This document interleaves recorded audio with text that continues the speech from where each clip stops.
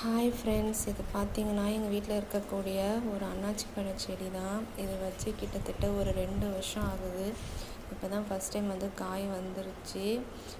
இது காயாகி பழமாகவே ரொம்ப நாள் ஆச்சு.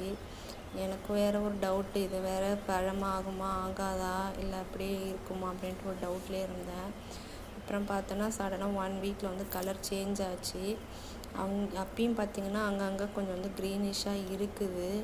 அதனால் பெரிக்காமல் விட்டுருக்கேன். ஒரு 2 டேஸ் கழித்து பறிச்சுக்கலாம் அப்படின்னு சொல்லி விட்டு வச்சுருக்கேன். இது பார்த்திங்கன்னா நான் அப்படியே அந்த சாப்பிட்டுட்டு அந்த மேலே இருக்கு இல்லையா 2 லீஃப், அந்த 2 லீஃபை ரிமூவ் பண்ணிவிட்டு அப்படியே டைரெக்டாக மண்ணில் நட்டது தான். அது அப்படியே வேர் பிடிச்சி வந்துருச்சு எனக்கு. இதுக்கு பெருசாக உரம் அப்படின்னு சொல்லி எதுவுமே தரலை.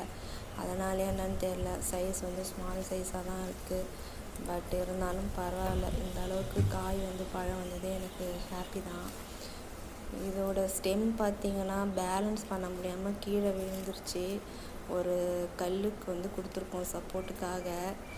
இன்னும் ஒரு 3 டேஸ் தானே, அதுக்காட்டியும் ஹார்வெஸ்ட் பண்ணிவிடும். ஸோ அது வரைக்கும் சப்போர்ட்டுக்காக இந்த கல் ரிட்டன் அப்படியே வச்சுருக்கோம். பார்த்திங்கன்னா இப்போதைக்கு இது இப்படி தான் இருக்குது. இன்னும் 2 டேஸ் ஆனதுக்கப்புறம் பறிச்சுட்டு நான் உங்கள்கிட்ட ஷேர் பண்ணுறேன். தேங்க்ஸ் ஃபார் வாட்சிங்.